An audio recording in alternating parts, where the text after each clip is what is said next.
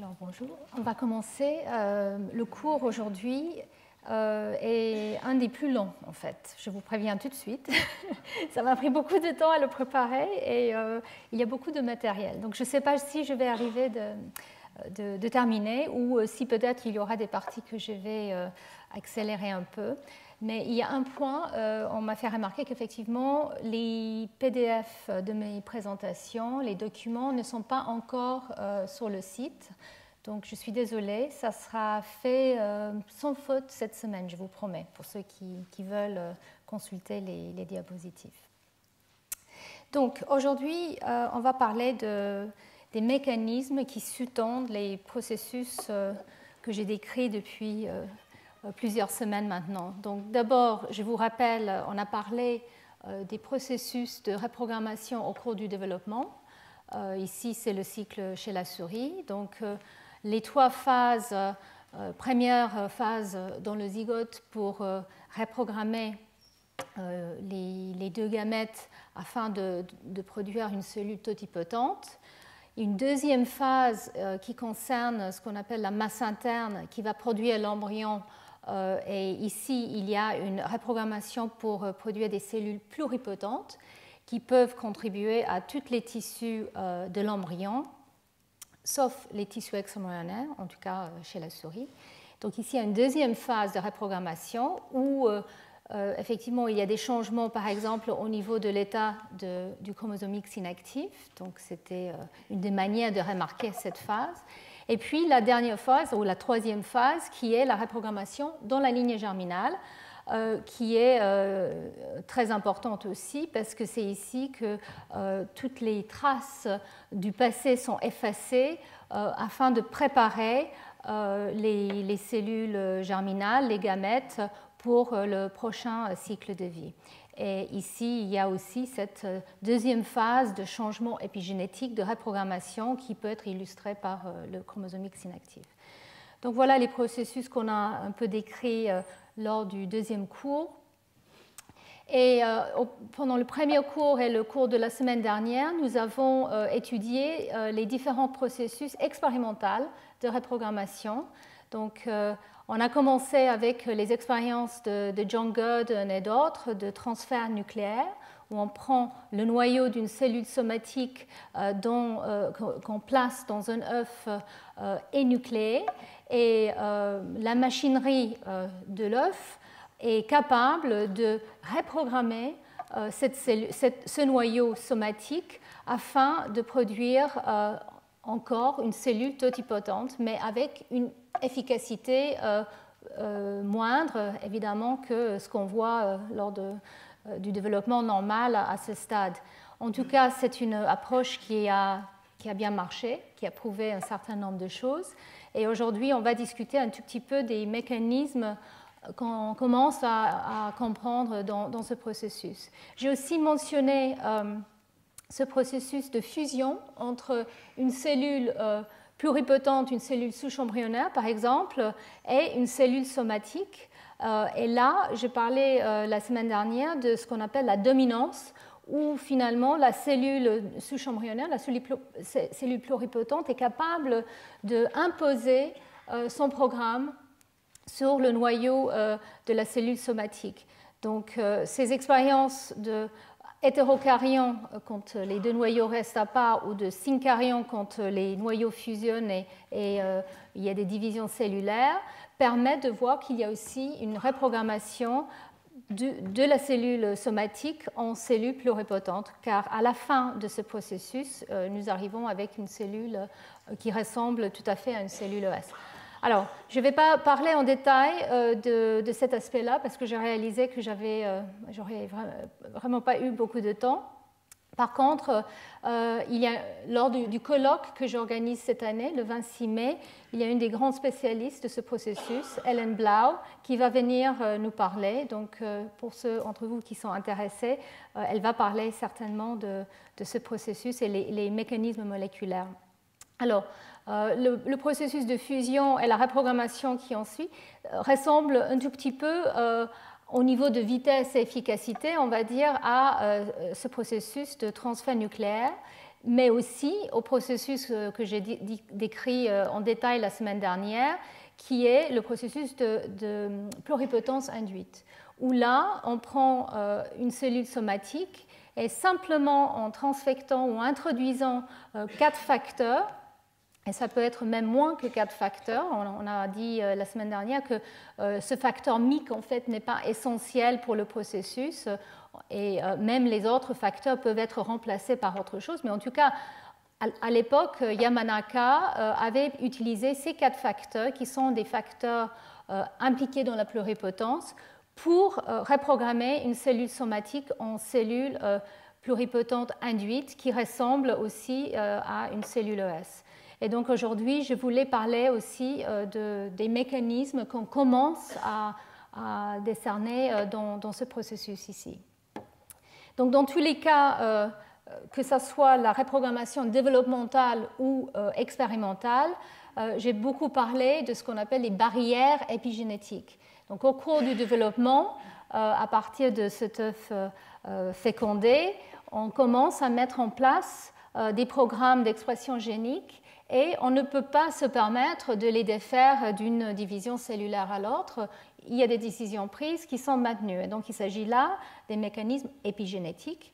Et donc ces barrières épigénétiques sont les étapes où finalement une cellule ne peut plus revenir en arrière facilement, c'est-à-dire si on la prend et on la transplante, on ne peut pas forcément la faire revenir en arrière. On peut la reprogrammer, mais il y a ce qu'on appelle ces barrières épigénétiques. Et donc là, voilà encore le paysage de Waddington que je vous illustre. L'idée, c'est qu'une cellule totipotente descend les vallées de la différenciation en devenant de plus en plus fixée dans son destin. Mais comme on a vu la semaine dernière, on peut reprogrammer une cellule qui est bien différenciée, comme un lymphocyte ou une cellule de muscle, soit en induisant la pluripotence avec les fameux facteurs de Yamanaka, ou même en exprimant certains facteurs de transcription, nous arrivons à passer d'une vallée à une autre en changeant de destin, en utilisant les bons facteurs qui peuvent en fait reprogrammer le réseau d'expression génique dans une cellule. Donc là où on pensait que les choses étaient, on va dire, bien linéaires, bien définies, la semaine dernière, j'espère que vous avez compris que finalement, les règles peuvent être défaites complètement. Mais ça, c'était dans un contexte expérimental, pas dans un contexte normal, en dehors de ce que j'ai dit au niveau du zygote et au niveau de la lignée germinale. Donc, de quoi s'agit-il? Quelles sont ces barrières épigénétiques et aussi quels sont les signaux qui permettent de les mettre en place ou de les dépasser?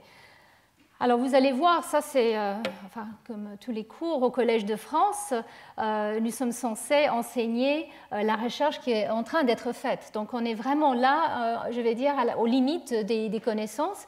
Vous allez voir, il y a des papiers ou des expériences que je vais décrire qui viennent de sortir ou qui sont là depuis juste quelques mois. Donc, tout ce que je vais vous dire aujourd'hui au niveau des mécanismes, comme beaucoup de choses en biologie, qui est un domaine qui est en plein explosion, peut-être dans quelques années ne seront pas tout à fait corrects. Donc voilà, c'est quand même à se rappeler que finalement, certains des mécanismes que nous pensons comprendre, surtout quand il s'agit des mammifères, on ne peut que être, je vais dire, prudent par rapport aux conclusions. Donc, je voulais quand même, avant de vous parler des barrières, je reviens un peu sur la manière que les gènes sont régulés. Ça va être important pour toute la suite. Je vous montre de manière très simpliste un gène dans le génome. Donc, je vous avais déjà dit plusieurs fois qu'effectivement, la mise en place du développement et la différenciation concerne l'expression différentielle des gènes.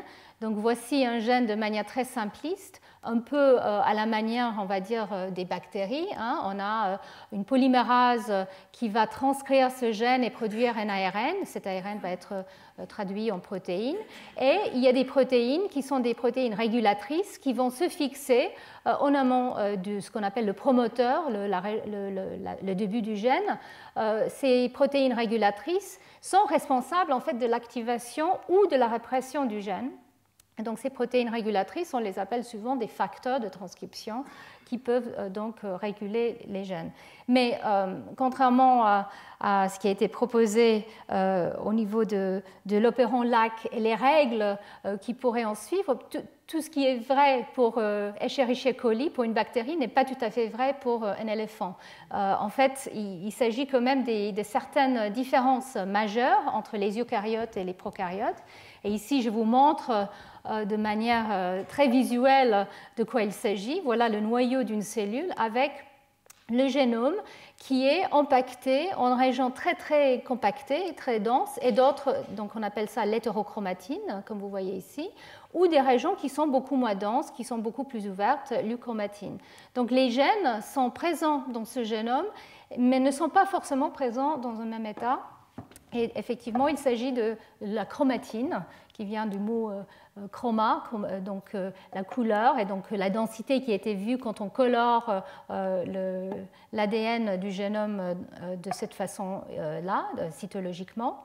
Et donc, en fait, de quoi il s'agit? La chromatine concerne l'ADN qui entoure des protéines qui s'appellent des histones pour former ce qu'on appelle des nucléosomes. Donc, le gène qui est exprimé dans une cellule, en fait, se retrouve plutôt dans une forme comme ça.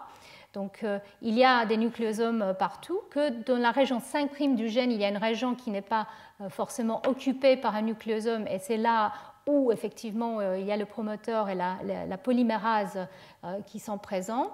Et il y a d'autres éléments qui sont importants pour l'expression de ce gène, et ces éléments peuvent se situer très loin en fait du promoteur, des plusieurs centaines de milliers de nucléotides. On les appelle des enhancers, c'est des éléments régulatrices lointaines. Et chez les eucaryotes, et surtout chez les mammifères, en fait, on exploite ce type d'éléments régulateurs à très longue distance, surtout pour tout ce qui est régulation des gènes qui sont importants pour le développement. Donc en fait, il y a le promoteur du gène, la région qui est transcrite et qui va produire l'ARN qui produit la protéine, et puis il y a d'autres éléments qui sont importants et qui ne sont pas forcément faciles à repérer par rapport à tel gène ou tel autre parce qu'elles sont situées à très longue distance. Et donc ces enhancers peuvent être soit actifs, prêts à activer le gène, même si le gène n'est pas actif. Ici, c'est un enhancer, une région qui a déjà un facteur de transcription lié, mais qui n'est pas forcément déjà en train d'activer le gène. Et puis, il y a d'autres enhancers qui, eux, ne peuvent pas aller s'associer avec le promoteur du gène parce qu'ils sont bloqués par des protéines et des régions qu'on appelle des insulatrices. Donc voilà, très schématiquement, et donc le nucléosome dont j'ai parlé, donc l'ADN qui entoure les histones, peut être en fait dans différents états. Donc on peut avoir des modifications des histones diverses que j'ai déjà décrit un petit peu il y a, je pense, 2 semaines. Et donc ces modifications des histones peuvent jouer un rôle et dans la compaction de la chromatine, la manière que les nucléosomes sont empaquetés, surtout pour, par exemple, les acétylations des lysines, mais aussi ces modifications peuvent être des cibles, des protéines qui peuvent venir s'associer pour faciliter les processus qui concernent le génome, que ce soit la transcription ou la réplication du génome, etc. Et donc, on peut avoir des gènes actifs ou des gènes inactifs. Et donc, les modifications des histones que je vous montre ici avec les tout petits points peuvent être importants, associés à cette activité ou inactivité. Et ici, je vous montre aussi les petits, comment on appelle ça, lollipops, enfin les petits ronds noirs. C'est la méthylation de l'ADN, qui est une autre modification, pas sur l'histone cette fois-ci, mais sur l'ADN, une modification chimique qui, elle, aussi est associée avec une régulation génique. Alors, je suis désolée, là, je sens qu'on va souffrir un tout petit peu aujourd'hui parce qu'on m'a sauvegardé l'ordinateur sans terminer. Donc, voilà, excusez-moi. Donc, voilà, la méthylation ici est importante pour la régulation génique, même si le rôle exact reste un peu mystérieux. On peut globalement dire que la méthylation d'un promoteur est plutôt associée avec un état répressif. Et en fait, Un autre aspect qui est important auquel je vais toucher lors de ce que je vais vous parler, c'est que les histones qui sont dans le nucléosome, ici je vous montre la vraie structure telle qu'elle a été décrite avec la cristallographie.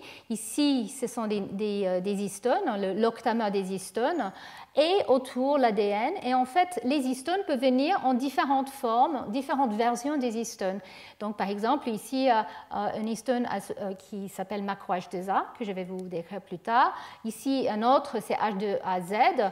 Et ici, c'est l'histone H2A canonique. Et en fait, ces variants des histones forment des structures qui sont légèrement différentes.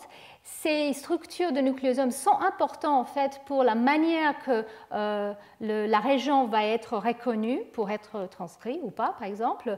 Et ces histones peuvent être distribuées différemment dans le génome et aussi ces distributions peuvent varier dans le temps au cours du développement ou dans des tissus. Donc ça, c'est un autre aspect de la chromatine qui semble être très importante pour, on va dire, pour distinguer différentes régions et pour jouer un rôle dans l'activation ou la répression et le maintien de ces états. Et en fait, ce que je vous avais montré ici par des techniques à l'ancienne, je vous montre ici dans un schéma un peu plus simpliste. Et en fait, donc le génome n'est pas juste une longue série de nucléosomes, il est empaqueté en hétérochromatine et en euchromatine. Et en fait, les régions hétérochromatiques semblent avoir des structures plus condensées, comme vous voyez ici. Et donc un gène qui est dans une région hétérochromatique, en général, peut être éteint, mais elle peut être activée. Et un gène qui est dans une région euchromatique peut être transcrit. Et alors, quels sont les facteurs ou les modules qui semblent être importants? Mais il y en a beaucoup, donc je suis très très simpliste là, mais il faut quand même que j'ai mention ces modules qui sont importants pour ce que je vais vous décrire plus tard. Donc il y a des modules, on va dire, de silence, où on peut se rappeler d'un état silencieux, d'un état hétérochromatique, et des protéines du groupe Polycom, que j'ai mentionné déjà, sont importants, et donc il y a des modifications des histones qui sont associées avec ces protéines Polycom, comme la méthylation de la lysine 27 de l'histone H3, ou l'ubiquitination de l'histone H2A. Donc voilà des modules en fait, qui permettent de propager un état inactif. Ces complexes ne sont pas là pour inactiver un gène directement, mais pour maintenir un état inactif une fois qu'il a été mis en place par des facteurs, par exemple, qui se lient à l'ADN, comme les facteurs de transcription. Et donc, il y a un autre module aussi, qui est le module associé à une autre modification, la lysine 9 triméthylée de l'histone H3, qui, elle, est associée avec une protéine qu'on appelle HP1, qui est une protéine de l'hétérochromatine, littéralement, Heterochromatin Protein 1, et SUV39, c'est une enzyme qui met en place cette modification d'histone sur des nucléosomes. Et donc, il y a un lien entre HP1 qui peut se lier à cette modification et SUV39 qui met en place cette modification et qui s'associe aussi avec HP1. Donc ça, c'est un autre module, on pense, de propagation d'un état inactif. Et pour les états actifs, là, il y a d'autres complexes, comme les complexes de trithorax, qui sont, eux, importants pour propager un état transcriptionnellement actif. Et il y a plusieurs complexes trithorax aussi. Et, donc les protéines associées sont souvent appelées MLL. Je vais revenir sur ça un tout petit peu plus tard. Et donc là, la modification ou les modifications qui sont souvent associées avec un état actif sont par exemple la triméthylation de la lysine 4 de l'histone H3. Et là, nous savons qu'effectivement, ces complexes sont importants pour propager l'activité transcriptionnelle au cours des divisions cellulaires. Alors, pourquoi on peut dire que ça, c'est une vérité vraie? C'est parce que, comme je l'ai mentionné lors de mon premier cours, ou deuxième cours, en fait, on pense que quand on fait des délétions de ces facteurs, des gènes qui codent pour ces facteurs, on voit qu'il y a une perturbation du maintien d'un état inactif ou d'un état actif. Donc nous savons que ces facteurs sont importants pour la propagation des états de la chromatine et des états transcriptionnels. Alors là, le point que je veux soulever, c'est qu'effectivement, tous ces changements au niveau de la chromatine, ces modificateurs de la chromatine ou ces facteurs qui s'associent à la chromatine, que ce soit les histones ou les modificateurs, en fait, n'ont pas la capacité de reconnaître spécifiquement une région du génome ou un autre.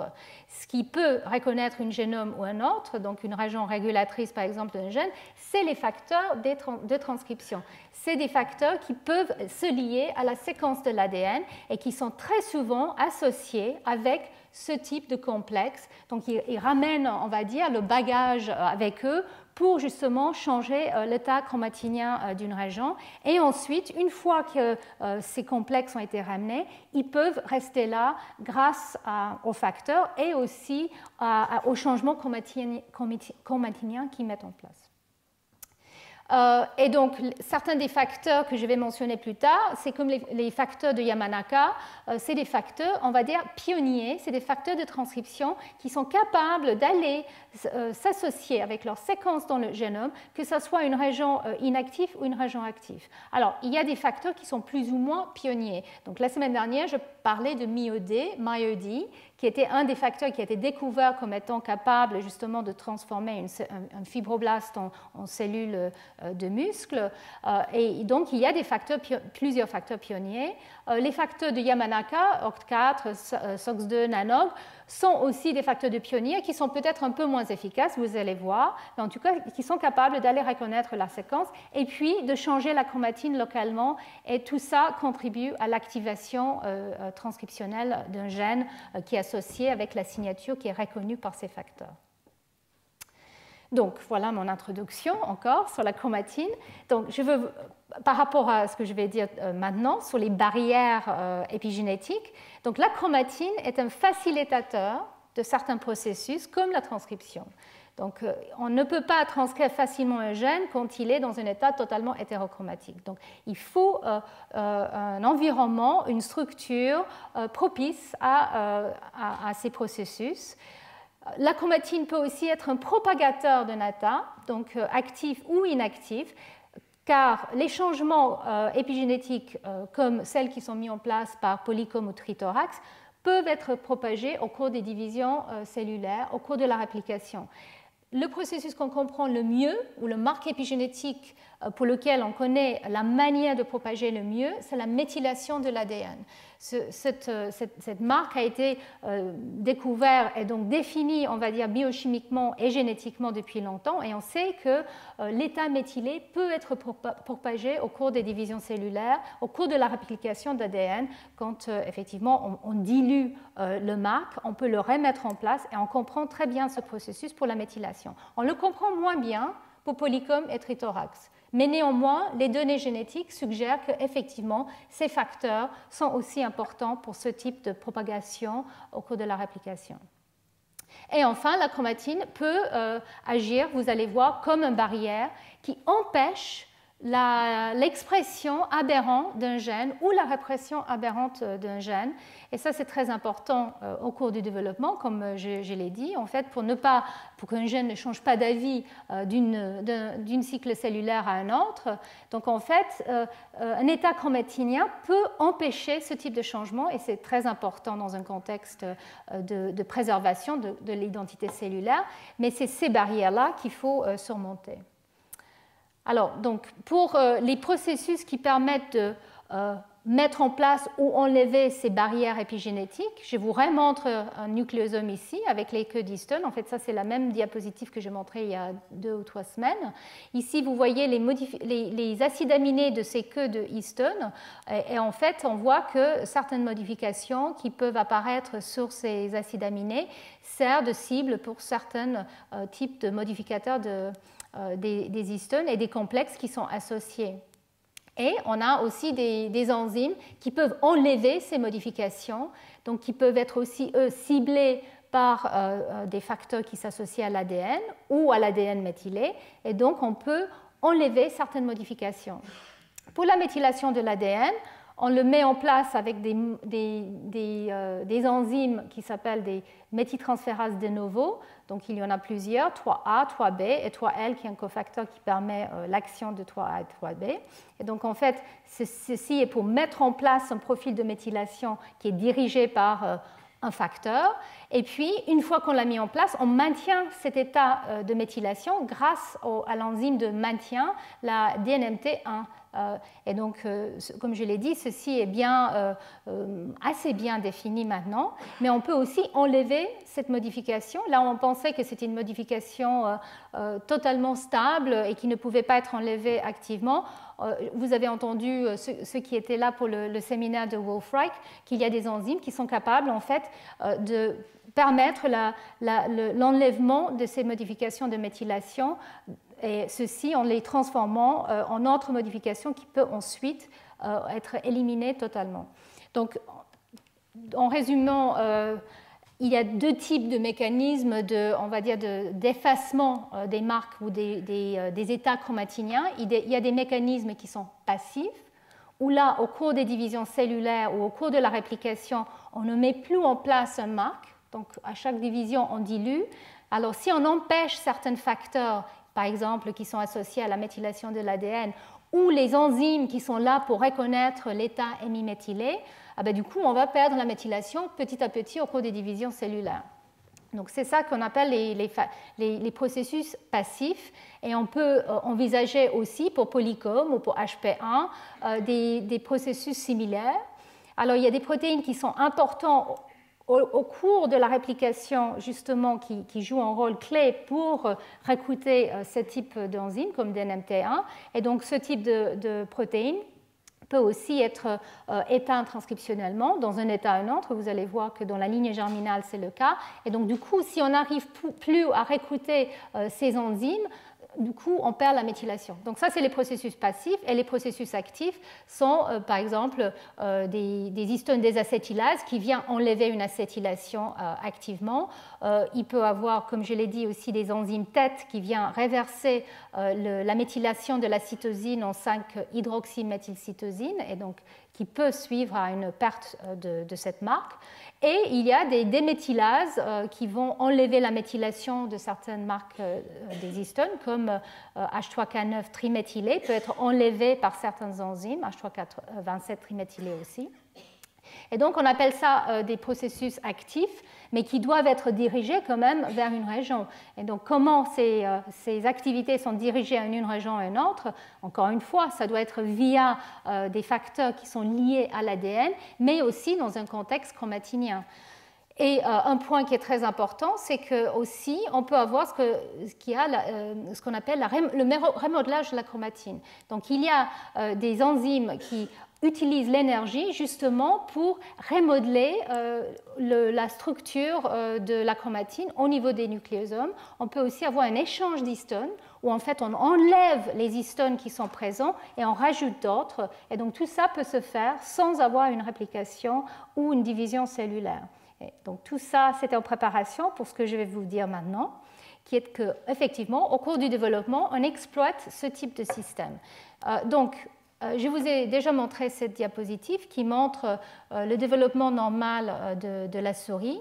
Et donc, les phases de reprogrammation dont j'ai parlé. La première phase, c'était au moment de la fécondation, où là, effectivement, il y a des très grands changements qui se passent au niveau du génome paternel et au niveau du génome maternel. Il y a un effacement de la méthylation. La méthylation est perdue très vite. Alors, en partie, c'est passif, en partie, c'est actif. Donc, on va discuter un tout petit peu de tout ça dans un instant. Et puis, il y a aussi cette phase de reprogrammation qui touche aussi la chromatine et la méthylation de l'ADN dans la lignée germinale. Et donc, je vais vous parler aussi de ça. Donc, au niveau de la fécondation, voilà l'œuf en train d'être fécondé par les spermatozoïdes. Donc, si vous vous rappelez bien, je vous avais dit que le sperme arrive avec son génome empaqueté en protamines. C'est des protéines qui ne sont pas les histones, c'est un autre type de protéine qui est capable de condenser le génome à un point qui est presque du cristal. Et pourquoi? Évidemment, il faut que le génome paternel soit réduit dans un tout petit volume qui est dans le noyau du spermatozoïde. Et donc, ces protéines jouent un rôle de compaction extrême. Mais tout ça doit être réversé après la fécondation. Donc ici, vous voyez l'ovocyte non fécondé, ici après fécondation. Et en fait, très vite, le génome paternel, que vous voyez ici en bleu, est effectivement défait de ces protamines et les histones maternels sont mis en place. Alors, cette restructuration conduit à une asymétrie entre le génome paternel et le génome maternel, que j'ai décrit en pas mal de détails. Et donc, en fait, tous ces événements précoces qui sont importants pour reprogrammer le génome paternel, enlever les protéines et puis aussi reprogrammer le génome maternel qui est en fait issu de l'histoire de l'ovogenèse, tout ça est géré par les facteurs qui sont présents dans l'ovocyte, qui est, comme je disais, comme une usine de reprogrammation, qui contient des protéines, des ARN, toute la machinerie qu'il faut pour tout changer. Et c'est ça, en fait, qui est exploité pour les expériences de transfert nucléaire dont on a déjà parlé. Donc là, je vais rentrer un tout petit peu dans les détails de ce processus. Qu'est-ce qu'on sait? Donc ici, je vous montre de manière schématique donc le sperme qui vient d'arriver. Voilà son génome empaqueté en protamine, ici. Donc ça, c'est, on va dire, le génome paternel. Ici, le génome maternel, qui est dans un état avec des histones déjà. Et ce que nous voyons très très rapidement, c'est effectivement ces protéines sont échangées pour des histones grâce à l'aide de ce qu'on appelle des chaperones d'histones qui sont présents dans l'ovocyte, qui amènent les histones maternelles et qui permettent de les remplacer. Donc on sait que ces chaperones d'histones sont importants pour cet événement, en tout cas dans d'autres espèces. Chez la souris, c'est encore quelque chose qui est en cours d'être démontré génétiquement, mais en tout cas on sait que ces chaperones sont essentiels pour ce remodelage et pour le remplacement des protéines par des histones. Et on sait qu'effectivement, il y a certaines histones qui sont très importantes pour la suite, après la fécondation, après la première division cellulaire. Donc le variant H3.3, donc l'histone H3 arrive en trois variants, H3.1, H3.2, H3.3. Et H3.3 est le variant qui est plus associé avec une mise en place en dehors de la réplication. Les deux autres histones sont mises en place lors de la réplication de l'ADN. H3.3, c'est aussi le variant qui est mis en place à ce moment-là et qui est absolument critique. Et il y a des modifications qui sont gérées par Trithorax, vous vous rappelez, qui permet de mettre en place cette modification H3K4 triméthyle, qui semble aussi être essentielle pour la reprogrammation correcte et la préparation pour l'activation zygotique du génome. Et il y a aussi cette phase de déméthylation dont je vous ai parlé.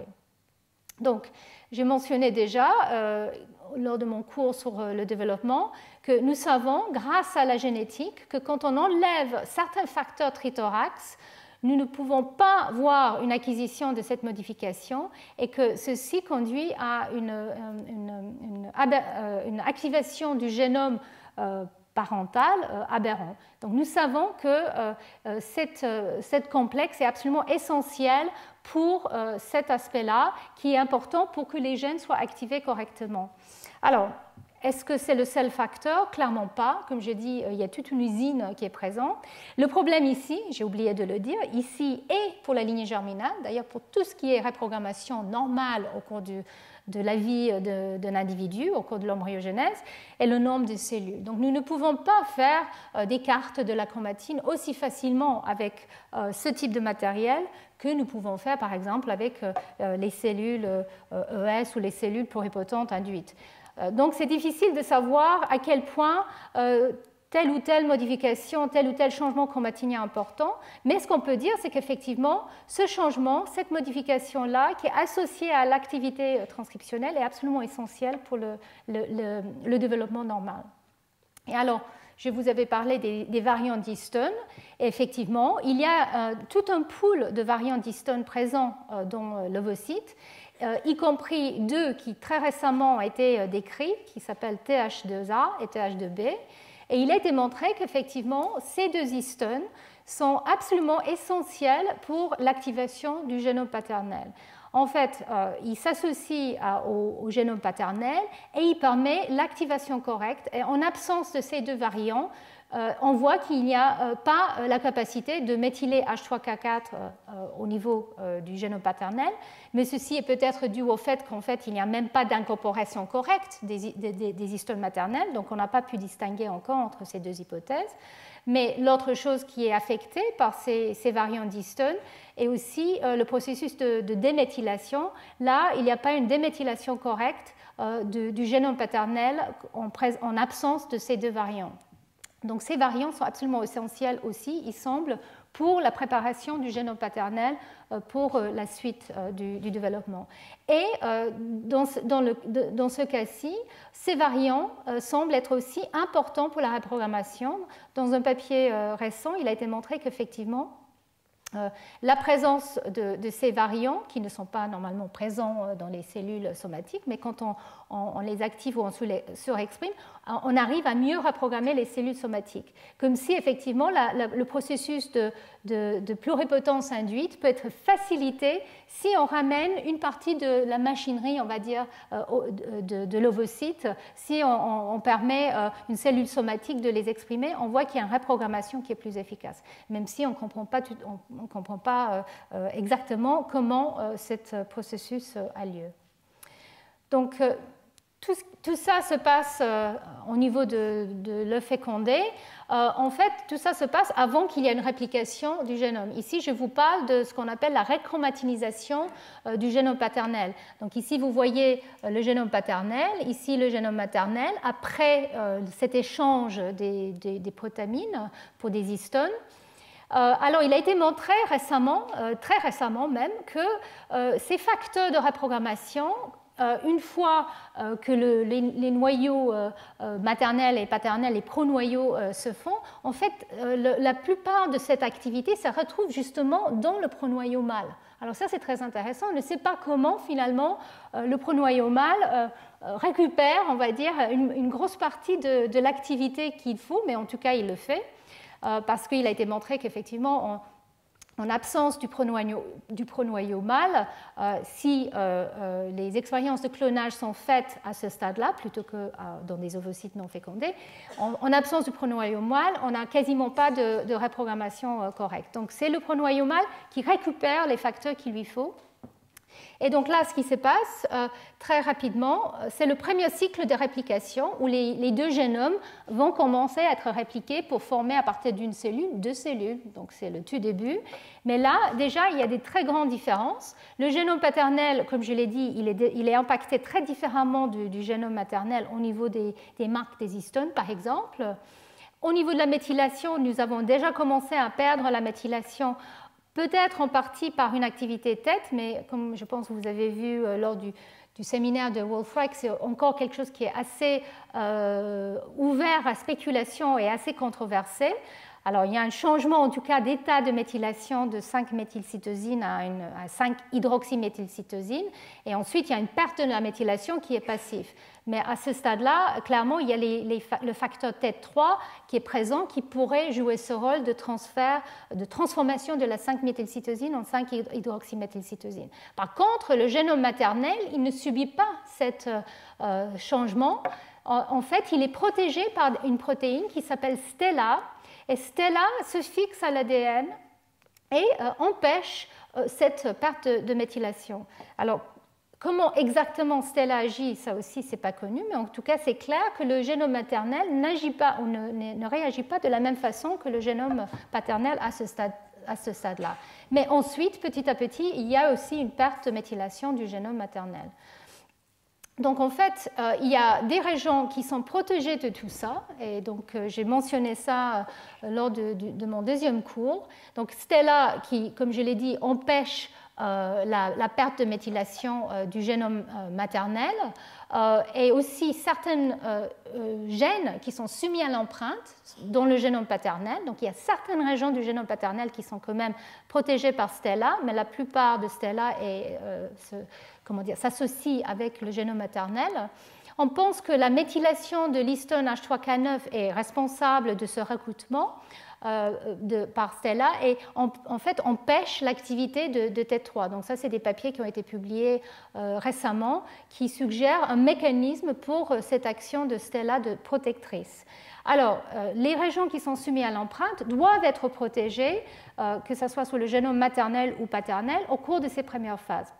Donc, si vous vous rappelez bien, je vous avais dit qu'il y a une centaine de locus dans notre génome qui sont exprimés de manière parent spécifique. Justement, pour empêcher que ces marques, qui sont des marques de méthylation qui sont mises en place au cours de l'ovogenèse, surtout au cours de l'ovogenèse, en fait, pour que ces marques ne soient pas enlevées, il y a des facteurs très spécifiques qui s'associent à l'ADN, les facteurs ZFP57 et TRIM28, qui en fait viennent et protègent les régions qui sont soumises à l'empreinte de manière très spécifique et qui empêchent leur déméthylation lors de cette phase de déméthylation massive, que ce soit actif au début et ensuite passif. Ces facteurs restent accrochés et protègent cette perte de méthylation qui a lieu. Donc là, en fait, comment exactement ces régions, parce qu'en fait, ces facteurs, ils reconnaissent aussi d'autres régions dans le génome. Donc ça, c'est quelque chose qui est aussi en train d'être évalué. À quel point, finalement, ces facteurs protègent que les régions soumises à l'empreinte ou peut-être d'autres régions aussi dans le génome. Donc voilà, les toutes premières étapes du développement. Vous avez vu qu'en fait, effectivement, on a des changements au niveau de la chromatine qui sont liés à des processus actifs d'échange d'histones et aussi à la présence de certains modificateurs comme les facteurs trithorax. On a aussi des changements dramatiques au niveau de la méthylation, que ça soit actif dans le génome paternel ou plus passif au niveau du génome maternel, mais il y a en tout cas une perte. Et quand on arrive à ce stade ici, qui est le stade blastocyste, en fait, le niveau de méthylation est au plus bas. Il y a un très faible niveau de méthylation à ce stade ici. Et très peu de temps après, la masse interne qui va donc former l'embryon lui-même, il y a une reméthylation globale qui a lieu à ce stade-là. Et donc, une partie de cette perte de méthylation passive, j'ai oublié de le dire, au cours de la réplication, c'est que justement, la méthylation, les méthyltransférases qui sont responsables du maintien ne sont pas présents pendant ces premières divisions, mais ensuite peuvent revenir. Et il y a les de nouveaux méthyltransférases qui sont exprimés et qui commencent à venir placer la méthylation à différentes régions du génome à la suite de ça. Donc, en fait, je voulais dire deux mots sur cette étape ici, que j'ai mentionné déjà, je pense, la semaine dernière. Au niveau de la masse interne, qu'est-ce qui se passe? Alors, je vais aller assez vite parce qu'en fait, c'est cette partie-là qui concerne les cellules ES et je pense que j'ai pas mal détaillé les événements, mais je voulais quand même vous rappeler qu'effectivement, à ce stade-là, il y a, donc ça c'est le blastocyste précoce à 32 cellules, après vers 64 cellules et vers 100 cellules. Et ici je vous avais montré, si vous vous rappelez, il y a 2 semaines, en fait, qu'il y a une reprogrammation, par exemple, du chromosome X inactif qui se réactive très rapidement à ces stades-là. Et donc, on pense qu'effectivement, c'est ici que les facteurs de pluripotence qui sont présents, qui sont exprimés de manière forte dans certaines cellules à ces stades-là, donc OCT4, par exemple, en fait exprimé dans toutes les cellules, mais OCT4 agit sur certains facteurs comme CDX2, qui lui est important pour le trophectoderme, donc CDX2 est exprimé ici, et OCT4 joue un rôle extrêmement important pour élaborer les décisions de lignage qui sont décidées à ce stade-là. Donc les cellules qui expriment OCT4 à un très bas niveau vont devenir le trophectoderme. Les cellules qui expriment OCT4 à un niveau plus élevé vont devenir l'épiblaste.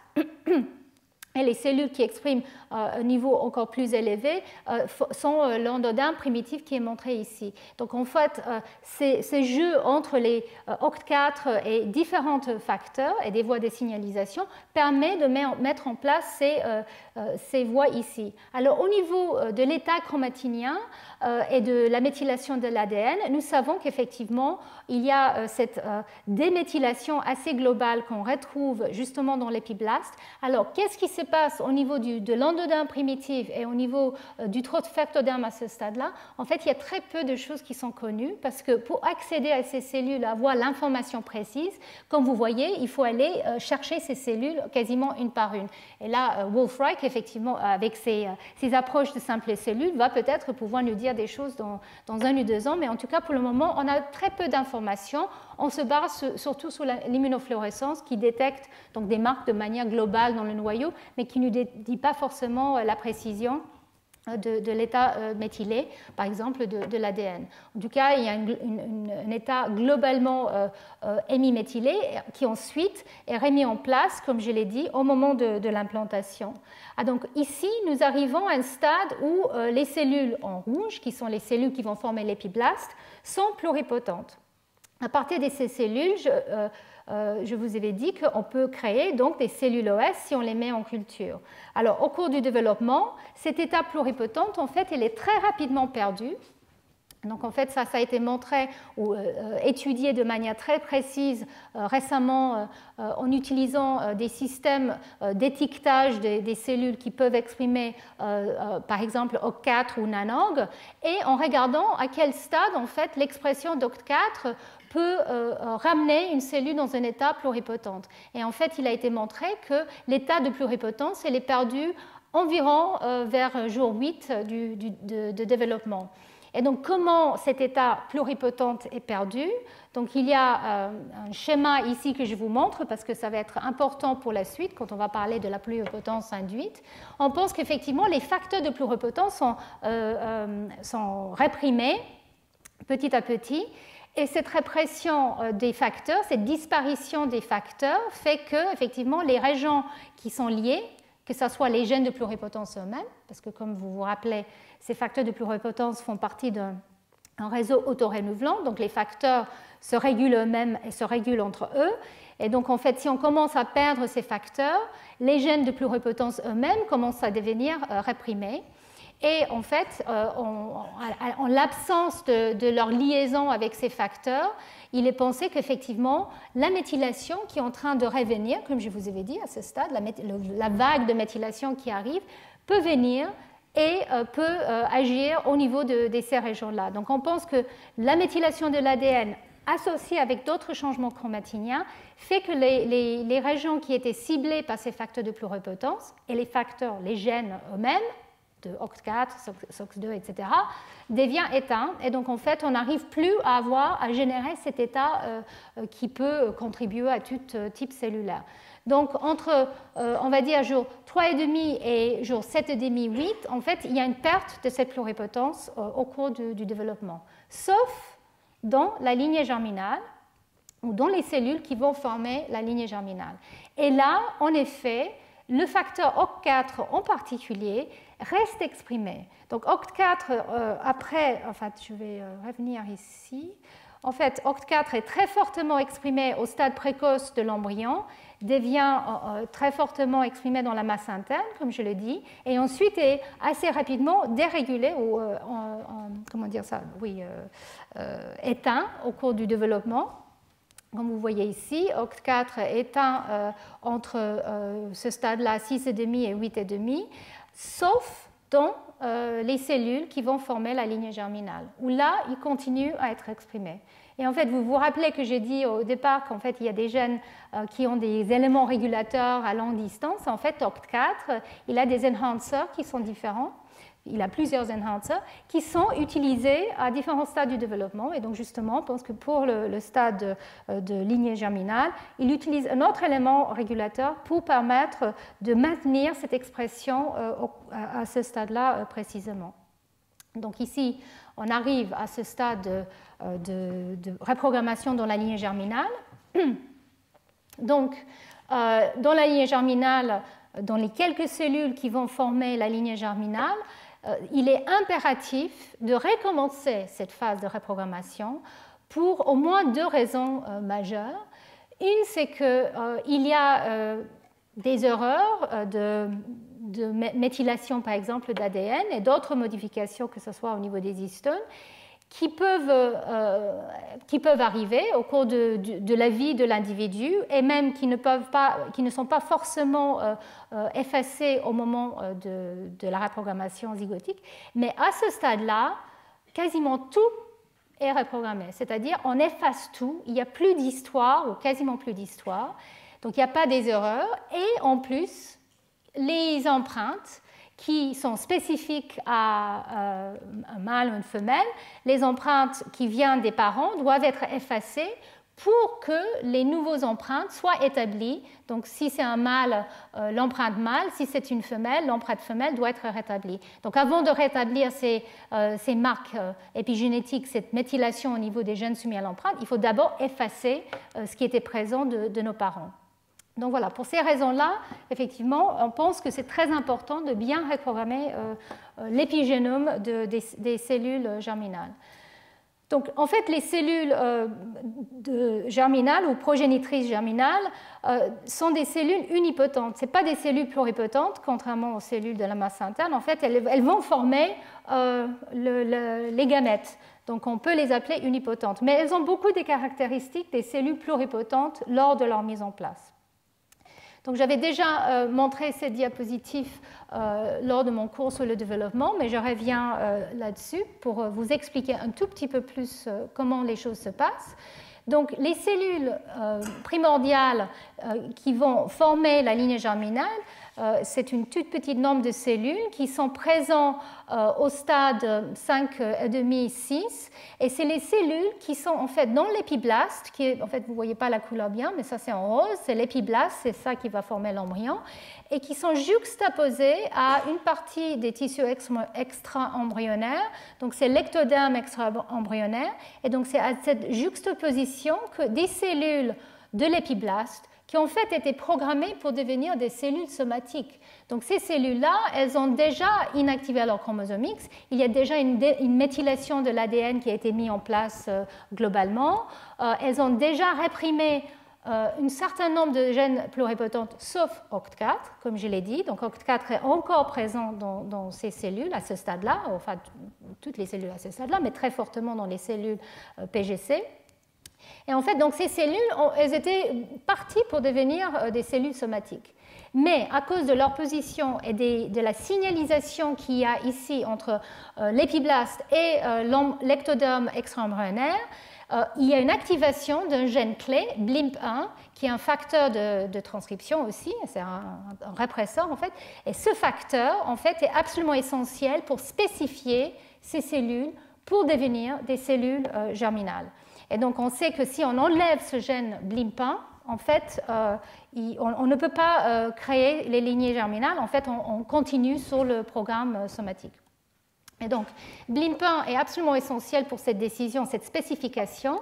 Il y a d'autres facteurs, en fait, qui l'activent lui-même, qui sont aussi importants. Donc, des facteurs comme... c'est imprononçable, TCFAP2.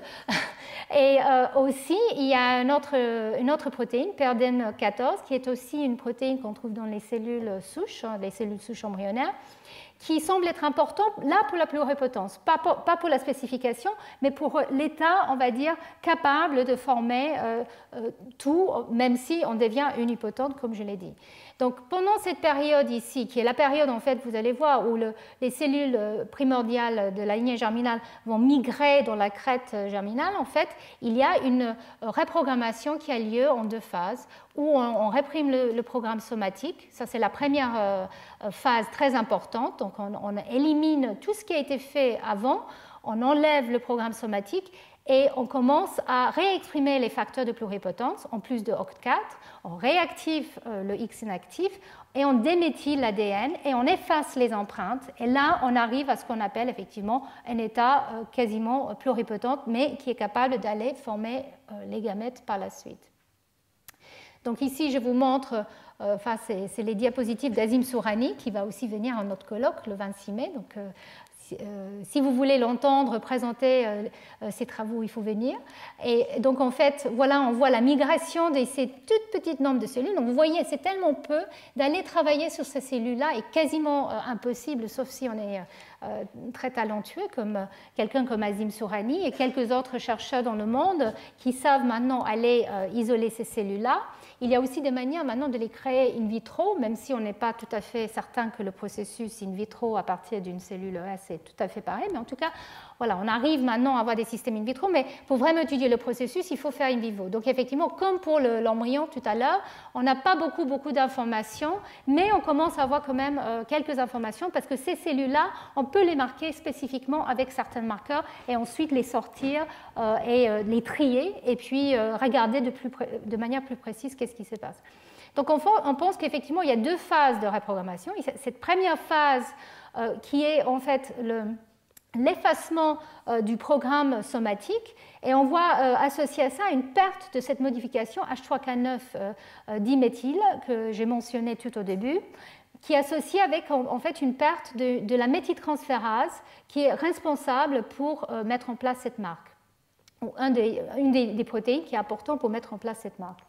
Et donc on pense que cet effacement de cette H3K9 diméthyle, en fait, est peut-être important pour la suite qui est la déméthylation de l'ADN. Et il y a en même temps une croissance d'une autre marque qui est associée à Polycom, H3K27 triméthyle. Alors c'est de la spéculation, mais l'idée c'est que peut-être en fait si on efface les marques répressives comme H3K9 diméthyle, on ne peut pas permettre tout à se réexprimer. Donc en fait il faut mettre en place d'autres marques à la place pour un peu garder les parties du génome qui doivent être gardées éteintes sous contrôle.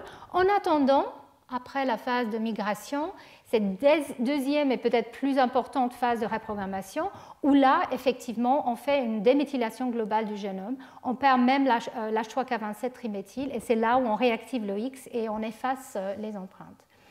Donc, c'est une autre manière que je vous montre ça ici, entre 6 jours et demi et 10 jours et demi, je vous montre les étapes. Donc cette première étape de pré-reprogrammation, où effectivement on spécifie les cellules qui vont donner la lignée germinale, là il y a encore de la division cellulaire, il y a des modifications des histones présentes, mais au stade où on commence la migration, là en fait les cellules arrêtent de se diviser et deviennent quiescentes transcriptionnellement. Elles s'arrêtent en G2, en phase G2 du cycle cellulaire. Et là, c'est une phase qui est très difficile d'accès, mais c'est pendant cette phase-là qu'effectivement, on voit qu'il y a cette perte de certaines modifications comme H3K9 diméthyle. Et donc, en fait, c'est autour de la fin de cette phase-là où on commence à voir les facteurs de pluripotence se réexprimer. Et donc, en fait, on pense que c'est en perdant ces marques hétérochromatiques et en démarrant la déméthylation de l'ADN qu'on commence à voir que OCT4 et NANOG, par exemple, commencent à être exprimés. Donc, est-ce que c'est important? Mais on sait que OCT4 semble être important, parce qu'effectivement, quand on délète OCT4 dans les cellules primordiales tau, on voit qu'il y a un impact sur les cellules qui ne peuvent plus exprimer certains facteurs qui sont associés avec cet état de pluripotence, y compris le facteur STELA. Dans le cas de NANOG, on pense qu'effectivement NANOG est aussi peut-être important pour le développement des PGC, mais c'est encore quelque chose qui est en train d'être étudié. Mais en fait, dans les nuls NANOG, enfin les cellules PGC nulles pour NANOG, on n'arrive pas à aller au-delà du stade embryogenèse le jour 11. Donc on pense que peut-être NANOG est aussi important pour cette partie de la mise en place de la lignée germinale. Alors, au niveau des cinétiques des différentes marques, au niveau de la chromatine, je vous montre ici ce qui est déjà là. Donc K9 qui tombe très vite, H3K27 qui remonte et ensuite qui retombe. Il y a donc les facteurs qui sont responsables de K9 comme GNFA. Donc GNFA, c'est l'histone méthyltransférase qui est important pour H3K9. Et en fait, son partenaire GLP est éteint très tôt, donc à ce stade-là, et donc ça empêche GNFA d'aller méthyler H3K9. Donc on perd très vite cette modification, et on voit aussi que les méthyltransférases de novo DNMT3A et B, et cette protéine qui est importante pour recruter DNMT1 au cours de la réplication, sont aussi down-régulés, éteints. Et donc on pense que c'est peut-être là la phase d'initiation de déméthylation qu'on voit globale, qui est important à ce stade-là. Alors comme je l'ai dit, Polycom en fait arrive à ce stade-là, on ne sait pas exactement comment et pourquoi, mais ensuite il est perdu, et ça, cette perte, on pense, est active. Il a été montré qu'il y a une histone déméthylase qui vient effacer cette modification à ce stade du développement, et ceci est aussi essentiel pour le développement normal de la lignée germinale. Donc voilà, on pense qu'effectivement il y a une perte, on va dire, passive de marques comme la méthylation de l'ADN et les marques comme H3K9, parce qu'on empêche justement les facteurs qui permettent de les mettre en place à être là, mais après il y a peut-être des mécanismes actifs. Et ici, c'est un résumé de ce qu'on a déjà entendu de Wolf-Reich. À jour 10 et demi, il y a une déméthylation de certaines répétitions, certains éléments répétés. Aussi, quelques gènes qui deviennent déméthylés. Et il y a le début de l'initiation de la réactivation du chromosome X. Mais quand on arrive au stade 13 et demi, donc après cette phase-là, vous voyez qu'effectivement, il y a une augmentation des protéines TET1 et TET2. Les facteurs de lignée germinale BLIM1 et PRDM14 sont présents, et on pense qu'effectivement à ce stade-là, c'est un stade très actif d'effacement global et final de la méthylation de l'ADN. Et c'est ici qu'effectivement les gènes qui sont soumis à l'empreinte sont effacés. Et donc là, je pense que je vais aller assez vite sur cette diapo parce que je l'avais déjà montré en fait l'année dernière. Et ceci est le travail d'Azim Sourani. Il va vous présenter ça. Mais effectivement, on pense qu'il y a cette phase active de perte de méthylation sur la plupart du génome à ce stade-là, entre 10,5 et 13,5. Et donc, tous les éléments sont touchés, sauf certaines répétitions. Et donc ça, c'était le point qui a été un peu discuté lors du séminaire de Wolf-Reich, parce qu'en fait, il y a la plupart des loci sont sujets à cette déméthylation, mais il y a certains gènes et certaines répétitions qui gardent leur méthylation. Et donc une des idées, c'est que ces gènes qui gardent leur méthylation, qui ne la perdent pas, enfin qui ne la perdent pas systématiquement, peut-être peuvent garder une trace de l'histoire de l'individu. Donc ça, c'est quelque chose qui est extrêmement controversé. C'est un sujet, peut-être un jour, je vais faire un cours entier sur ce sujet d'effets transgénérationnels. Mais en tout cas, il y a certains locus qui effectivement, gardent leur méthylation et qui résistent à cette déméthylation globale. Donc voilà, ici, c'est un résumé de ce que je viens de vous dire dans la lignée germinale. C'est assez complexe, mais en même temps, on ne comprend pas tout, enfin même pas beaucoup, mais on pense que ce qui se passe, c'est qu'il y a deux phases de reprogrammation, ou deux manières, il y a deux vagues de reprogrammation, mais il y a aussi deux phases ou deux manières de le faire qui sont très importantes en fait, justement pour, on va dire, surmonter cette barrière épigénétique qui a été mise en place parce que les cellules allaient devenir des cellules somatiques. Donc en fait, il faut de manière très efficace, dans un temps assez limité et dans des cellules extrêmement spécifiques, dépasser cette barrière épigénétique qui est associée avec une méthylation de l'ADN, avec H3K9 diméthyle, etc., pour arriver à cet état qui est très, on va dire, naïf, où on perd toute cette histoire, on efface tout. Et pour faire ça, effectivement, il y a peut-être plusieurs mécanismes redondants qui sont importants. Il y a la perte des modifications des histones, comme H3K9 diméthyle, comme je l'ai dit, et il y a aussi la perte de la méthylation de l'ADN. Et en fait, on pense que la perte de la méthylation, c'est peut-être en partie active par TET1 et TET2. Ceci dit, dans des mutants qui sont délétés pour TET1 et TET2, il ne semble pas avoir un effet sur la fertilité. Donc, clairement, il y a d'autres mécanismes pour perdre la méthylation, peut-être aussi efficacement, qui sont justement liés peut-être soit à H3K9 méthylé et à des mécanismes passifs ou à d'autres systèmes. Et donc, tout cet aspect perte de méthylation d'ADN extrêmement délicate et controversée. Ça reste un sujet très chaud dans le domaine. Mais en tout cas, ce qui est clair, c'est qu'il faut arriver à un état, on va dire, comme je l'ai mentionné, assez naïf, où on a effacé toute l'histoire épigénétique, on a dépassé le barrière somatique, Et on a réactivé le X, on a effacé les empreintes et on a exprimé les facteurs de pluripotence pour que ces cellules puissent ensuite former les gamètes à des étapes plus tardives. Donc voilà, j'arrive à la fin de la partie mécanistique du développement précoce, enfin du développement chez les mammifères. Donc j'ai fait un résumé de ces 3 étapes. Et maintenant, je vais les juxtaposer à ce que nous savons pour la reprogrammation induite, expérimentale.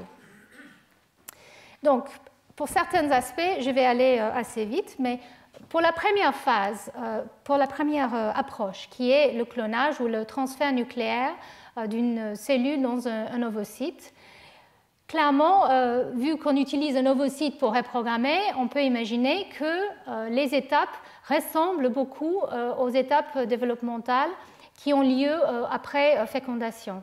Donc, les expériences ont été faites par John Gurdon, que je vous avais décrit un tout petit peu.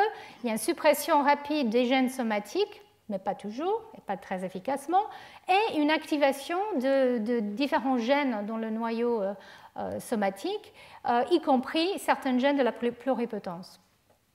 Et donc, c'est très rapide, contrairement à la pluripotence induite avec les facteurs de Yamanaka, mais c'est extrêmement inefficace. Et donc, la raison pour laquelle c'est inefficace, je vais essayer de la illustrer un tout petit peu ici. Donc, ici, je vous montre, sur la base des expériences de John Gurdon, en fait, qu'est-ce qui se passe quand on prend des noyaux d'une cellule somatique de mammifère qu'on met dans l'ovocyte du xénope. Donc, ça, c'est l'approche Gurdon. Donc, ce qui montre ici que 5 minutes après transfert nucléaire, on change certaines histones, les linker histones, que je n'ai pas mentionné, mais qui sont des histones qui s'associent aussi entre les nucléosomes. On voit que les facteurs comme HP1 semblent être incorporés et d'autres facteurs. Donc très très vite, on voit des changements qui ont lieu entre 5 minutes et 5 heures après transfert nucléaire. Quelques heures plus tard, on voit que le variant H3.3 est incorporé. Donc, dans les dans les expériences de John Gurdon, en utilisant l'ovocyte précoce, en fait, il peut avoir une situation où il n'y a pas une réplication de l'ADN. Donc, il évite l'aspect réplicatif où on peut avoir une perte passive. Donc, dans cette situation non réplicative, il voit qu'effectivement l'histone H3.3 est incorporé très vite et il commence à voir des changements au niveau de réexpression des gènes du noyau somatique à ce stade-là, associés avec des marques comme H3K4 diméthylé, qui ressemblent à ce que je vous avais montré tout à l'heure pour le zygote, où Trithorax est responsable de mettre ça en place. Il voit aussi qu'il y a de l'actine nucléaire qui se polymérise dans le noyau, qui semble aussi être important, et il voit une augmentation de la mobilité de la chromatine. Donc il y a tout un tas de changements assez dramatiques qui ont lieu pendant ces quelques heures ici, qui sont mis en place. Alors la question c'est qu'est-ce qui se passe parce que les facteurs, donc il y a 2 choses qui se passent, c'est que les facteurs somatiques qui sont présents dans le noyau sont soit déplacés carrément, éjectés, soit, comme par exemple certaines histones, ou les facteurs de transcription, ou la machinerie de transcription, où ils peuvent être supplémentés, c'est-à-dire ils sont déjà présents dans le noyau, mais l'ovocyte apporte beaucoup plus, comme pour le facteur HP1. Et donc, tout ça amène donc à une reprogrammation qui ressemble à ce qu'on voit après fécondation dans un embryon normal. Donc, on arrive à induire une pluripotence, mais comme vous le savez, qui n'est pas très efficace. Donc, ici, je mentionne qu'effectivement, pour le gène OCT4, ça a été montré par Gurdon qu'on a une déméthylation probablement active à ces stades-là parce qu'il n'y a pas une réplication de l'ADN. Mais les mécanismes exacts restent encore peu clairs.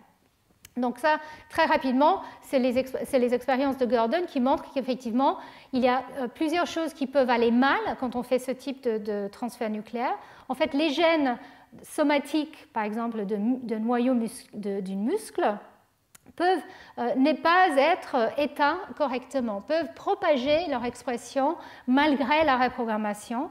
Et puis, les gènes qui sont éteints dans ces noyaux et qui doivent être réactivés peuvent être mal réactivés.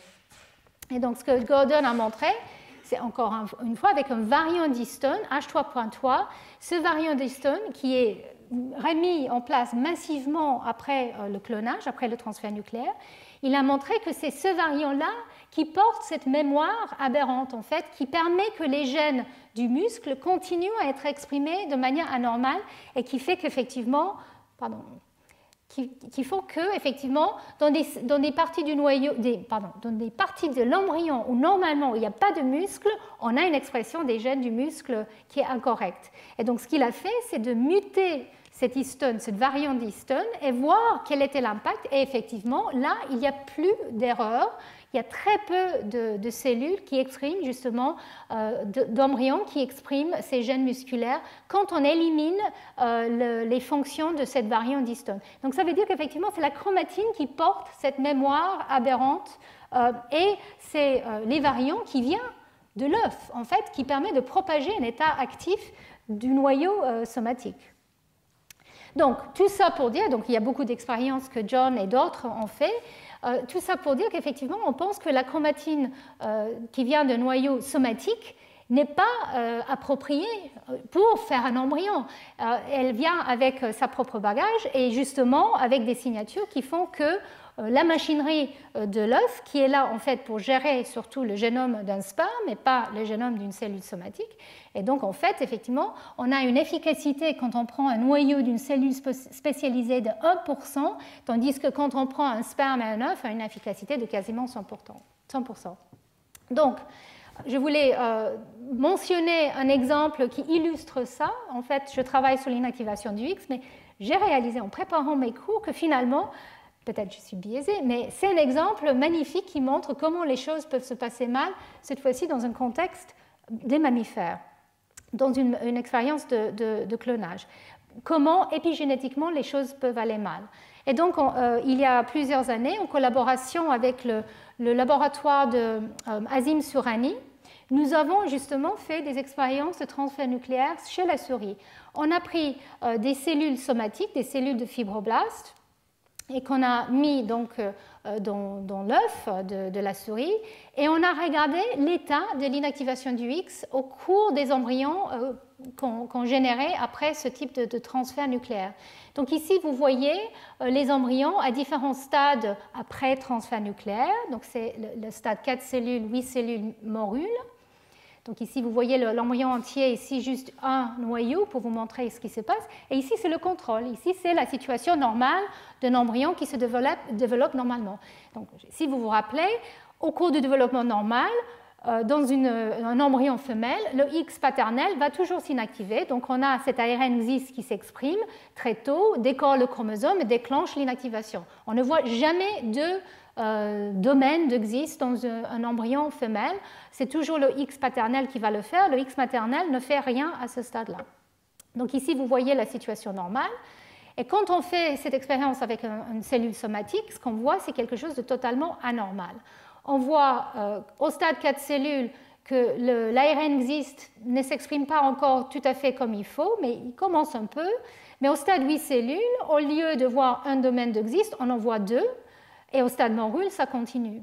Et donc, clairement, là, il y a un problème de dérégulation de la mise en place de l'inactivation dans ce type d'expérience.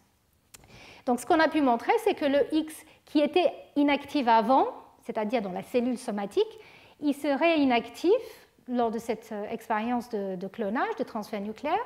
Donc, lui, il serait inactif, si vous voulez. Donc, il garde peut-être une mémoire de son état. Il n'est pas totalement reprogrammé. Et par contre, ce qu'on voit aussi, c'est que le X actif, qui lui n'exprimait pas XIS du tout dans une cellule somatique, il se met à exprimer XIS. Donc en fait, on réactive un gène qui était bien silencieux, et donc du coup, on démarre l'inactivation sur les deux X. Et alors, bon, là, je vous montre ça. Je pense que je n'ai pas besoin de jeu. Oui, je pense que je vais aller plus vite parce qu'on n'a pas besoin de ça. Ce qui est important, c'est qu'effectivement, une équipe au Japon a testé formellement si c'était ça le problème avec ce type d'embryon qui meurt très vite. Est-ce que l'expression de XIST, en fait aberrant sur le X actif, peut conduire à une nullisomie de l'embryon par rapport à l'X? Parce que si on a une cellule mâle avec un cell X, si on commence à exprimer XIST, on va l'inactiver, les cellules meurent très très vite. Si on a une cellule femelle avec les deux X, mais on les inactive les deux, c'est la même chose. Donc ce qu'ils ont fait, c'était de déléter XIST dans la cellule somatique ou de enlever l'ARN avec des expériences de ce qu'on appelle knockdown. Je ne vais pas rentrer dans les détails. Et ce qu'ils ont montré, c'est qu'effectivement, quand on fait ça, le clonage marche à une beaucoup plus grande efficacité. Donc ici, vous voyez les chiffres. Donc ça, c'est en absence de XIST et ça, c'est en présence de XIST. Vous voyez que le taux de survie est beaucoup plus important quand on a en fait enlevé XIST complètement. Et ici, vous le voyez de manière très claire. Donc ici, c'est un contrôle. Donc XIST est présent et vous voyez les embryons au stade 6 à peu près. Vous voyez les embryons sont en très mauvais état après transfert nucléaire. Ici, quand il n'y a pas XIST, l'embryon semble développer normalement. Et mon ordinateur se met à... Voilà. Donc en fait, ils ont montré dans cette expérience, ils ont publié 2 papiers en fait qui montrent ça très clairement, qu'effectivement, il y a une fenêtre de temps, justement là où je vous avais montré que les 2 allèles s'expriment, où effectivement, c'est un moment critique pour le développement normal de l'embryon. Et en absence de XIST, on a une survie beaucoup plus importante quand on fait ce type d'expérience de transfert nucléaire. Donc, tout ça veut dire qu'effectivement, le transfert nucléaire amène à une mémoire épigénétique aberrante du X inactif qui va exprimer l'allèle XIST, et aussi une activation aberrante du gène XIST qui était avant silencieux, et que ce problème ne se règle pas comme il faut, c'est-à-dire il n'y a pas une expression d'un allèle ou l'autre. L'embryon ne semble pas pouvoir compter et mettre en place l'inactivation correctement. Donc tout ça, je résume ici, en fait, ce que je viens de vous dire par rapport aux expériences de transfert nucléaire. La reprogrammation a lieu donc très rapidement quand on fait ce type d'expérience, mais il y a une fréquence très importante d'expression génique aberrante. Et donc ceci, comme je l'ai mentionné, est probablement parce que les facteurs maternels qui font ce travail ne sont pas habitués ou ne sont pas là pour gérer la chromatine somatique. Ils sont là pour gérer le sperme. Et donc effectivement, on voit dans ce processus qu'il y a des aberrations qui est illustré par le chromosome X que je montrais effectivement. Il n'y a pas un traitement équivalent après transfert nucléaire par rapport à ce qu'on voit dans la masse interne. Et donc là, je ne vais pas rentrer dans les détails de ça parce que ça sera trop complexe. Mais en tout cas, la reprogrammation zygotique laisse une trace de la mémoire somatique du X inactif qui arrive et active de manière aberrante XIST. Tout ça peut être effacé après dans la masse interne. Ça a été montré par 2 labos, le nôtre et celui de Jaenisch, où il y a une deuxième phase de reprogrammation. Mais pour revenir sur les manips en général de transfert nucléaire, les facteurs de pluripotence ne semblent pas être importants au départ, parce qu'en fait, dans les poules maternelles, on ne pense pas que ces facteurs sont présents. Par contre, ces facteurs sont réactivés. Les gènes endogènes dans le noyau somatique sont réactivés, et donc peut-être participent à l'élaboration de ces clones, peut-être aussi au mauvais développement de ces clones, parce que certains de ces facteurs ne doivent pas être exprimés à ces stades très très précoces. Et comme je l'ai dit, les variants d'histone semblent être essentiels, d'après les expériences de Gurdon, pour la régulation très tôt des génomes lors de la reprogrammation.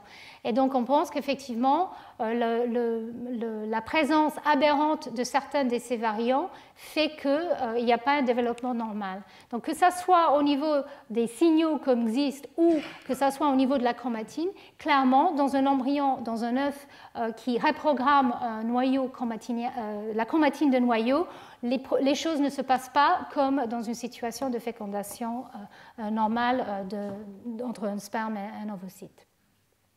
Alors ici, il me reste un quart d'heure pour vous faire toute la pluripotence induite. Donc je pense que je vais couper pas mal. Mais bon, en même temps, vous allez voir, c'est des choses qui restent encore très ouvertes et que je vais reprendre un tout petit peu en partie au dernier cours la semaine prochaine où je vais parler surtout de ce type d'approche pour les voies thérapeutiques.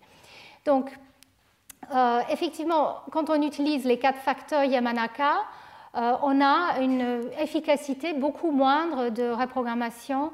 Au niveau des premiers événements, clairement, les choses ne sont pas aussi efficaces que ce qu'on voit quand on met un noyau dans un ovocyte. Ou quand on fait une fusion entre une cellule OS et une cellule somatique.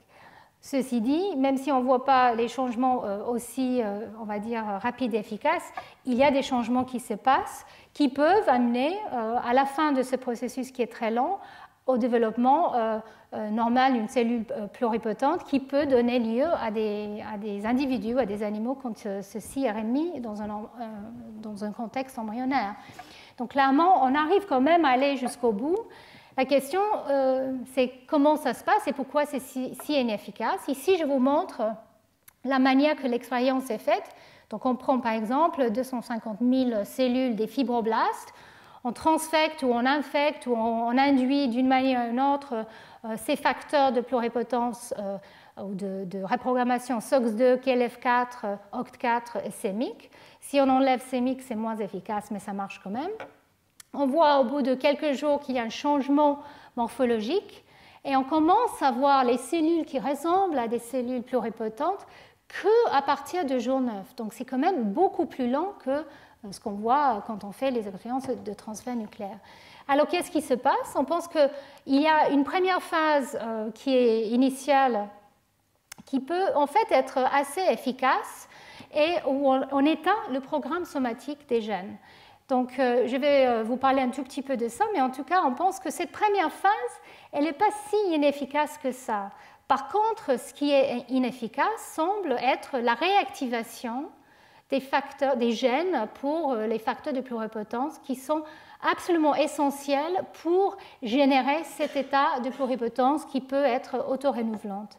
Et donc effectivement, ces étapes de réactivation des gènes de pluripotence comme OCT4 qui sont éteints et inactifs dans une cellule somatique arrivent beaucoup plus tard et donc on a besoin de garder ces facteurs exogènes présents pendant une période assez longue de plusieurs jours, plus qu'une semaine, afin d'arriver à la fin à cet état de pluripotence où là les facteurs exogènes ne sont plus nécessaires.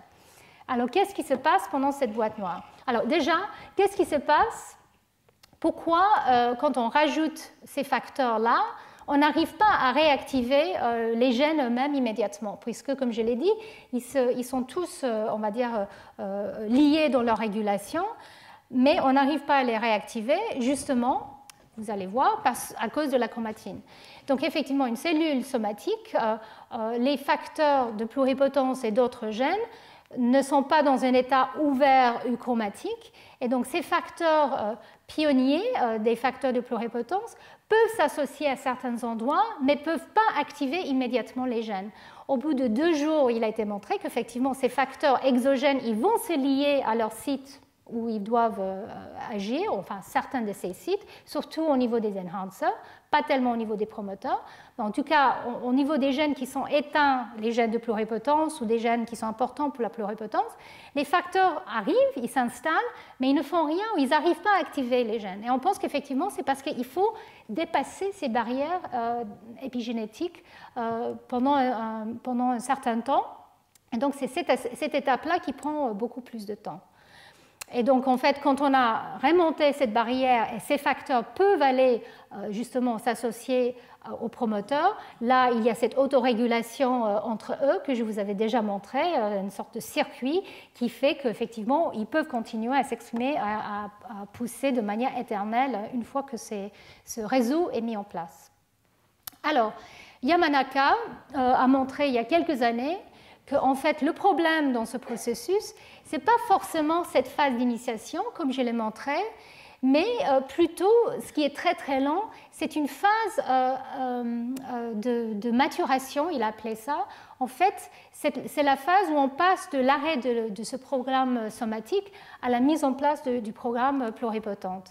Et donc, il a défini ça il y a quelques années. Le problème, c'est que en fait, quand on fait ce type d'expérience, comme je l'ai dit, on commence avec des milliers de cellules. On ne commence pas avec une cellule. On ne prend pas un noyau comme dans les manips de clonage et on le met dans un ovocyte. En fait, là, on commence avec une population de cellules. Donc, comment savoir ce qui se passe? Et ici, je vous montre, en fait, cette population de cellules que vous voyez ici. Donc, ça, c'est quelque chose qui maintenant a été défini à cause de la capacité d'aller regarder au niveau de simples cellules qu'est-ce qui se passe au niveau de l'activité transcriptionnelle. En tout cas, on pense qu'effectivement, au départ, une population cellulaire qui semble assez homogène, mais en fait qui est en réalité assez hétérogène. Et donc, en fait, quand on exprime les 4 facteurs de manière, on va dire, robuste, en les exprimant tous en même temps dans toutes les cellules, on voit que la population des cellules ne réagit pas de la même façon. Et on voit ça en utilisant des marqueurs de surface cellulaire, comme ce marqueur-là, SSEA1. On voit qu'il y a des cellules positives, des cellules négatives. Et on voit qu'effectivement, il y a des gènes somatiques qui commencent à être éteints et d'autres qui ne sont pas éteints, dans d'autres cellules qui ne sont pas éteints. Alors, ce processus, le début, a besoin de la division cellulaire. On a besoin de la division cellulaire pour la reprogrammation, ça a été montré. Et il a été montré récemment que même s'il n'y a pas, je l'ai mentionné la semaine dernière, il n'y a pas de cellules élites, il n'y a pas une cellule dans la boîte de Petri ou quelques cellules qui sont capables d'aller être reprogrammées et toutes les autres non. En fait, on pense que toutes les cellules ont peut-être cette capacité, mais il y a certaines cellules qui passent dans des phases qu'on appelle ultra rapides de cycle cellulaire. Et il a été montré récemment que ces cellules-là sont privilégiées dans leur capacité d'être reprogrammées. Mais toutes les cellules ont peut-être cette capacité de devenir ultra rapides. Donc c'est quelque chose qui est très très récent. Donc les gens sont très excités par l'idée qu'effectivement c'est le contrôle du cycle cellulaire dans une population de cellules qui pourrait peut-être participer à la capacité de rentrer dans cette phase d'initiation de reprogrammation quand on le demande. En tout cas, voilà, on a donc des cellules qui se divisent et qui expriment ces facteurs. Et donc, en fait, les premiers changements qu'on voit quand on étudie ces populations cellulaires, qui sont positifs pour les marqueurs de surface comme SSR1, on voit qu'effectivement, il y a des changements au niveau du cycle cellulaire, comme je l'ai mentionné, et on voit qu'il y a une transition dans l'expression, le profil d'expression génique. Et là, en fait, on passe dans une phase, et alors, je vais être obligée de faire toute la... Ah non, pardon. Non, voilà. On passe dans un programme d'expression à une phase de transition du mésenchyme en épithélium. Donc, en fait, c'est une transition qui a lieu normalement au cours du développement. On voit aussi cette transition dans certains types de tumeurs ou dans des tumeurs. Donc, c'est une transition qui semble être très importante pour que les cellules aient la capacité de rentrer dans une phase, on va dire, développementale. Alors, c'est très peu ou mal compris encore exactement comment ce programme de transition vers un état épithélial est impliqué dans la reprogrammation, mais en tout cas, ça semble être important parce que les cellules qui sont capables d'être reprogrammées doivent avoir rentré dans cet état sur la base de leur expression génique. Alors, il y a des cellules qui ne rentrent pas dans cette phase et qui continuent à exprimer leurs gènes somatiques. Et dans ces cellules-là, c'est très intéressant parce qu'elles ont toujours l'expression des facteurs.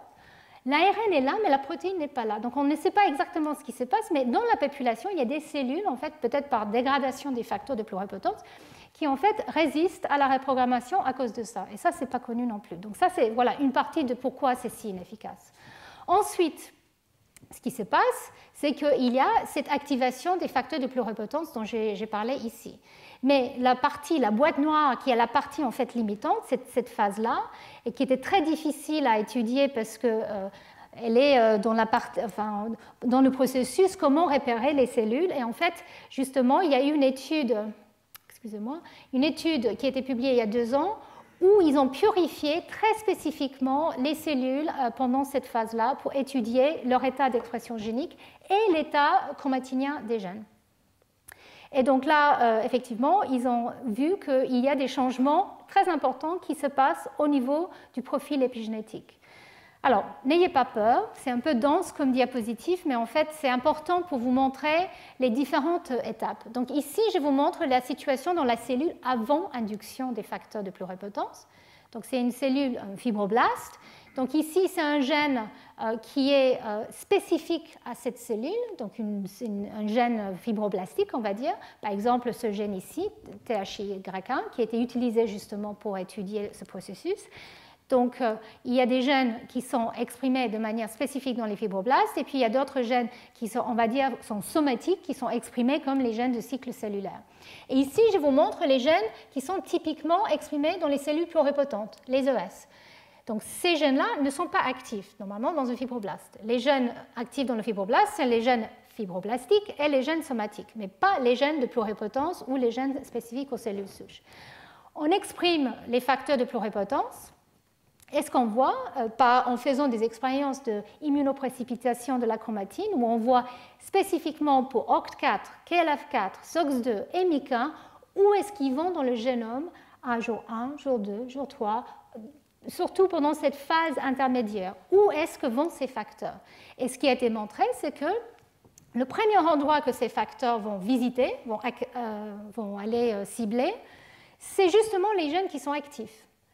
Bon, ça semble peut-être assez logique, mais effectivement, ces gènes-là sont exprimés de manière, parce qu'ils sont des gènes fibroblastiques ou somatiques, et donc en fait, ces gènes-là qui sont dans un état ouvert de la chromatine peuvent être ciblés par les facteurs de pluripotence. Donc, les facteurs, surtout les facteurs OCT4, KLF4 et SOX2, ensemble peuvent se lier à des régions, donc c'est des vrais facteurs de pionniers, d'accord ? Et en fait, ces facteurs-là ciblent la région ouverte des gènes transcrites et aussi des régions qui sont des régions régulatrices, les enhancers que j'ai mentionnés tout à l'heure, de certains gènes de pluripotence, mais pas les promoteurs. Donc, ils peuvent aller cibler certaines régions qui ont les sites de liaison les plus forts, les plus efficaces. Donc, ils arrivent là et peut-être leur arrivée là permet justement de préparer le terrain pour plus tard où ces gènes peuvent être activés une fois qu'on a éliminé les barrières de la chromatine. Alors MYC, comme je l'ai déjà dit, n'est pas essentiel pour le processus, mais il aide. Donc le facteur MYC, en fait, comme il est montré ici, donc en vert, en fait, MYC il ne peut pas aller s'associer seul à une région, mais quand il est associé avec OCT4 et le complexe, enfin les trois facteurs de pluripotence, quand il est là, il permet une transcription plus importante, plus efficace. Donc c'est un facilitateur. Donc en fait, ce qui se passe, c'est, comme je l'ai dit, les gènes qui sont déjà en train d'être transcrits sont ciblés par ces facteurs. Et donc ce ciblage conduit à leur suppression. Donc ces facteurs de transcription peuvent activer des gènes, comme les gènes de pluripotence, ou ils peuvent réprimer des gènes. Et dans les cas de ces gènes-là, ils agissent comme des répresseurs. Donc ils arrivent et les gènes commencent très vite à être éteints. Comme je l'ai dit, les gènes de pluripotence sont aussi ciblés, mais au niveau de leurs enhancers. Et donc en fait, ils ne sont pas encore activement transcrits. Certains gènes commencent à être transcrits plus tôt, comme par exemple NANOG, comme SAL4, qui est un des facteurs qui a été testé par Yamanaka, mais qui n'est pas un facteur de pluripotence induite, mais qui est exprimé dans les cellules ES. Par contre, NANOG et SOX2, eux, ne sont pas encore exprimés. Et il a été montré, et je vais revenir sur ça, qu'en fait, la méthylation H3K9, comme dans la lignée germinale, semble être un facteur très important qui empêche l'activation efficace des gènes qui sont éteints dans les cellules somatiques. Et aussi la méthylation de l'ADN. Donc en fait, ici, ce que je vous montre, donc ça c'est la phase précoce, intermédiaire, la phase plus tardive, et ici la situation dans une cellule pluripotente. Donc ici, les cellules les gènes de pluripotence sont tous bien actifs, et ici, les gènes qui sont spécifiques pour les fibroblastes sont éteints, les gènes somatiques, eux, continuent à être exprimés. Et en fait, effectivement, ce qu'on voit, pendant cette phase intermédiaire, c'est qu'il y a une transition pour que les gènes de fibroblastes sont éteints et ensuite ceci est maintenu de façon efficace parce qu'il y a des facteurs comme polycom qui viennent s'ajouter à l'équation pour maintenir cet état inactif. Et au niveau des facteurs des gènes de pluripotence, là où les facteurs étaient associés à l'enhancer, en fait, ils arrivent à défaire l'état chromatinien et en fait arrivent à s'associer au promoteur et donc du coup les gènes peuvent commencer à s'exprimer. Et alors, comme je l'ai dit, les barrières sont la chromatine. Et ici, je vous montre tous les différents facteurs qui maintenant, et il s'agit vraiment des dernières années d'expérience, où les gens ont utilisé des outils génétiques pour dire, bon voilà, qu'est-ce qui se passe si on enlève par exemple les méthyltransférases H3K9 dont j'ai parlé au cours du développement de la lignée germinale. C'est aussi une barrière épigénétique très importante parce qu'effectivement, quand on enlève ce type de machinerie, on arrive à mieux, plus efficacement reprogrammer. Mais, par exemple, les facteurs comme polycom semblent être importants, eux, pour éteindre le programme somatique. On a besoin de polycom pour, une fois que les gènes somatiques sont éteints, en fait, ils sont maintenus dans un état inactif. Donc, on peut avoir des effets, on va dire, presque contradictoires entre les complexes répressifs comme ceux qui sont importants pour H3K9 et H3K27, mais parce qu'ils jouent effectivement des rôles différents. Et alors, ce qui est important, c'est qu'il y a aussi des facteurs comme du complexe trithorax, comme celui-ci, WD5, qui lui est associé avec OCT4 et ces facteurs-là, et qui est ramené au niveau des gènes qui recrutent les facteurs OKS, et lui, il va permettre une mémoire de l'état actif. Et ça, c'est très important aussi pour que petit à petit, cet état d'activité de certains gènes et d'inactivité d'autres soit maintenu. Et il y a des déméthylases comme UTX qui est aussi important pour déméthyler H3K27 triméthyle dans la lignée germinale. C'est pareil ici. Les facteurs OKS recrutent UTX et en fait, ça c'est important pour justement enlever polycom et H3K27 triméthyle au niveau des gènes silencieux de pluripotence pour justement les reprogrammer. Donc c'est compliqué, mais c'est la vie, c'est la biologie. Il y a des facteurs qui sont là pour éteindre le programme somatique, d'autres qui sont là pour maintenir le programme de pluripotence une fois qu'il a été activé. Et c'est tout ça qui est en train d'être, on va dire, décortiqué actuellement par les scientifiques. Et alors, ce qui est important, c'est qu'effectivement, tous ces modificateurs semblent être associés avec les facteurs de transcription eux-mêmes.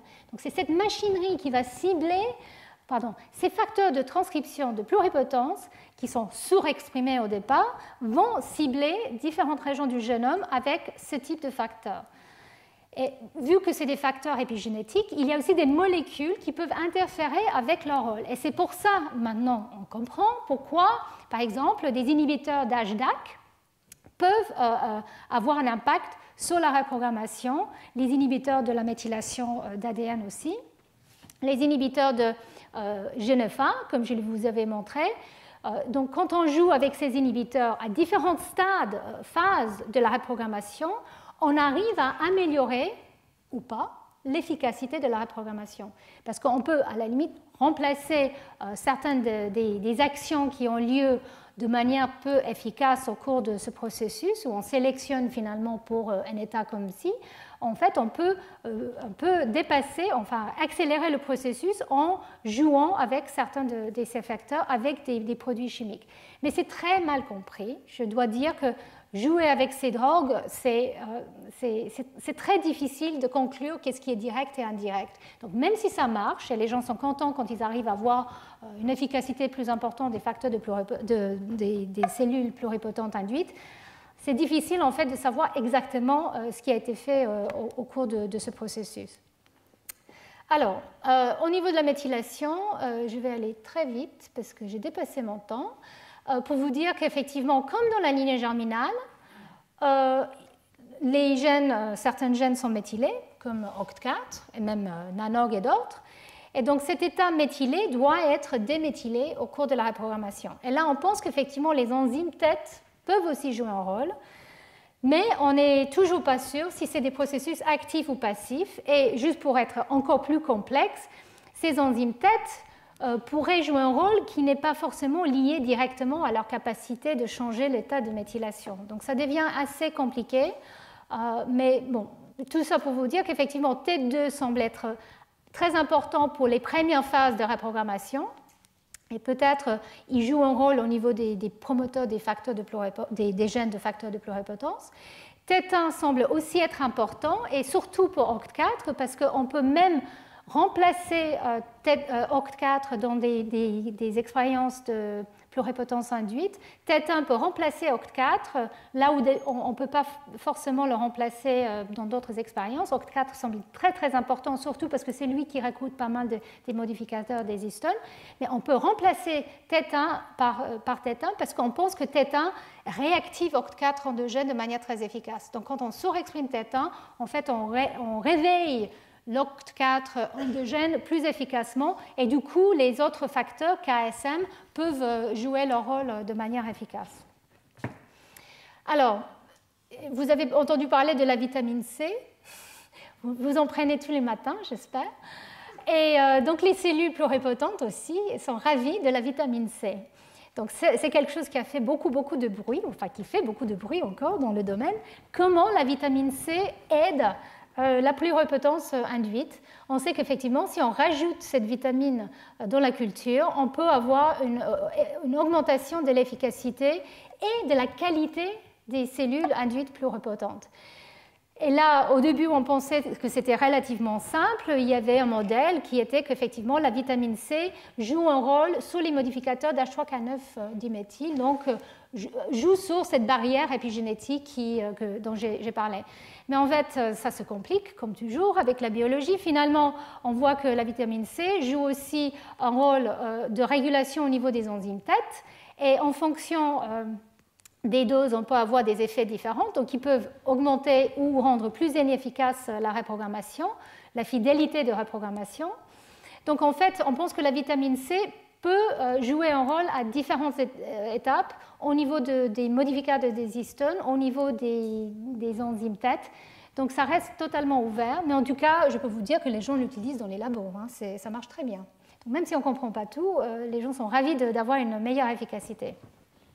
Donc là, c'est juste pour vous montrer qu'effectivement, les facteurs de reprogrammation, qui sont les 4 principaux, finalement, il y en a plusieurs qui jouent un rôle ensemble, qui sont exprimés dans les cellules OS. Et voilà tous les différents types de machinerie, on va dire, que ce soit chromatinien ou de signalisation, qui semblent jouer un rôle.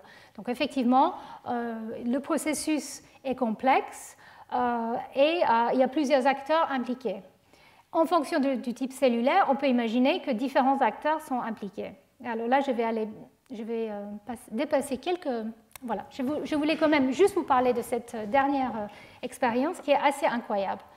Donc en fait, ces barrières épigénétiques, on commence à les connaître, et donc les chercheurs ont commencé à faire des cribles pour voir quel type de modificateur d'histone ou de protéines chromatiniennes pourrait empêcher l'efficacité de la reprogrammation. Donc, vu que ça marche dans une boîte de Petri, vous voyez, c'est quand même pas si difficile que ça maintenant de faire un crible. On dit, ben voilà, on teste tous ces facteurs, on les élimine les uns après les autres et on demande est-ce que c'est plus efficace ou pas de produire des clones de cellules pluripotentes.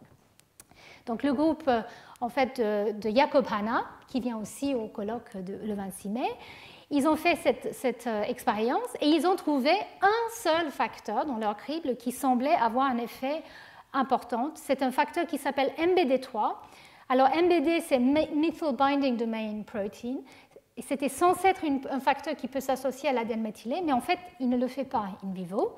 Il fait partie d'un complexe, par contre, qui est très important, qui est ce complexe qu'on appelle NOD, qui est un complexe chromatinien de remodelage, qui est très important pour justement la mise en place, enfin, la mise en place de certains états répressifs. Donc MBD3 fait partie de ce complexe. Et donc quand ils ont fait le knockout, soit l'élimination de l'ARN de ce facteur ou le knockout, c'est-à-dire génétique de ce facteur, ici vous voyez en fait le pourcentage de cellules qui expriment OCT4. Donc là ils ont utilisé OCT4 comme une lecture de l'efficacité de reprogrammation dans leur boîte de Petri. Mais ils ont fait ça de plusieurs manières. Et bon, d'habitude, on a, comme vous l'avez vu, au bout de quelques jours, voire quelques semaines, on a quelques colonies qui viennent avec une faible efficacité entre 0,1 et 5%. Dans leur manip à eux, dans une situation normale, enfin sauvage, ils ont 20%, c'est déjà pas mal, de colonies au bout de 6 jours. Quand ils ont la même cellule en absence de ce facteur, ils ont une efficacité de 100%. Et très vite, au bout de 3 ou 4 jours, ils arrivent à une efficacité de 100% de reprogrammation en cellules pluripotentes induites.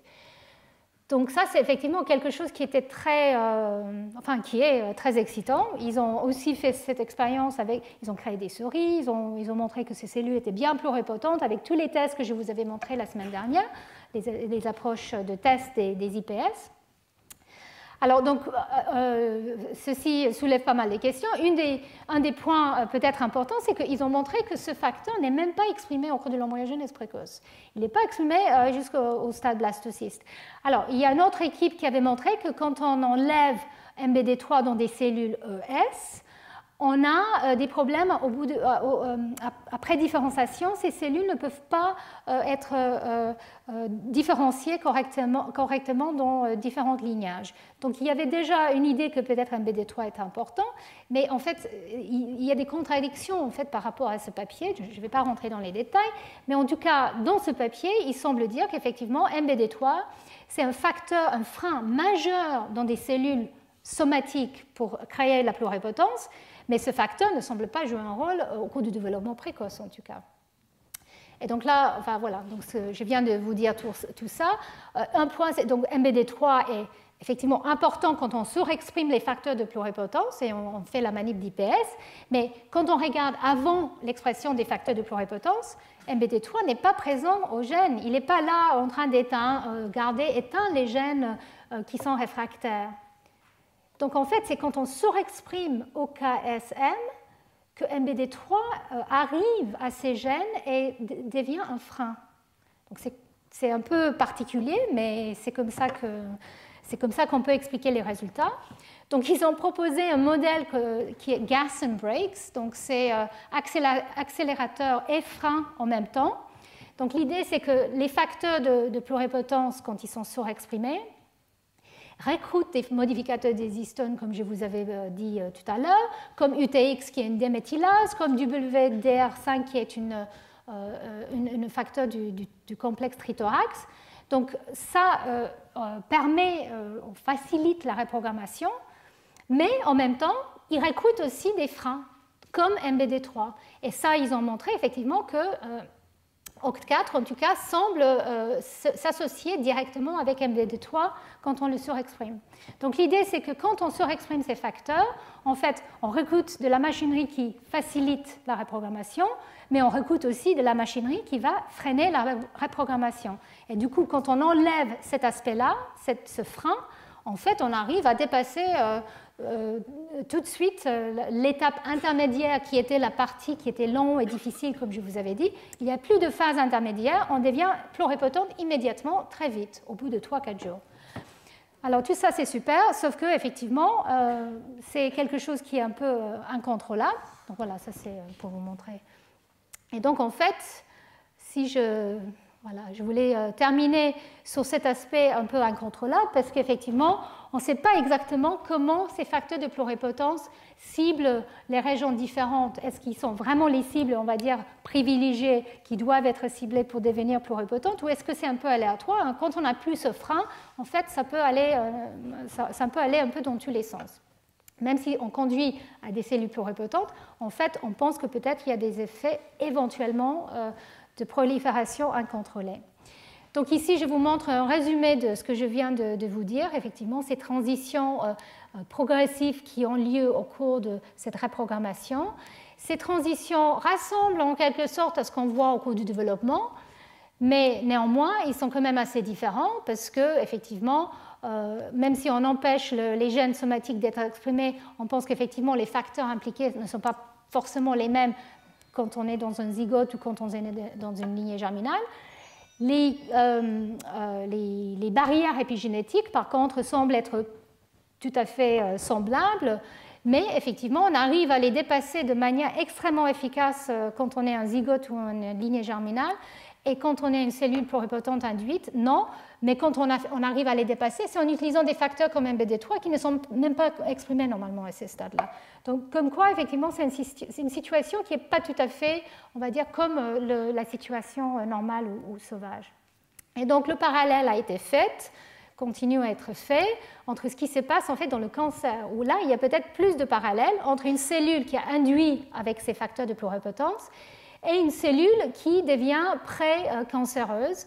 Et en fait, on réalise que certains des gènes catalysateurs dans les deux cas, c'est-à-dire les gènes comme UTX et autres, semblent être les mêmes choses. Donc, on peut imaginer qu'effectivement, dans une situation où il y a une dérégulation génétique parce qu'il y a une mutation dans une situation d'une cellule somatique, quand on conduit vers la pluripotence, on peut en fait suivre exactement la cinétique qu'on voit dans une situation cancéreuse.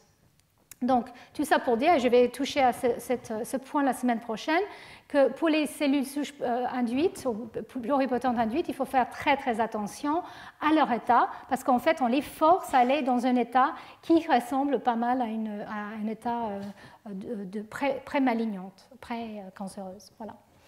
Et comme quoi, cette capacité finalement de reprogrammer en pluripotence induite à ramener les gens à tester d'autres stratégies.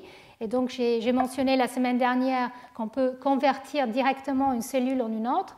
Et là, effectivement, il y a une étude qui montre qu'effectivement, on peut comprendre ce type de transformation sans avoir passé par la pluripotence. On prend des fibroblastes, on exprime un facteur de transcription, celui-ci, et avec l'aide de deux autres, on transforme en cellules neuronales. Donc effectivement, il a été montré qu'effectivement, ce facteur de transcription est capable d'agir comme un facteur pionnier. Il reconnaît une signature particulière de la chromatine pour cibler spécifiquement certains gènes. Et avec ce ciblage spécifique, il transforme la cellule en cellule neuronale. Donc là, c'était fait avec le fibroblast, mais très certainement avec d'autres types cellulaires aussi, ça pourrait marcher.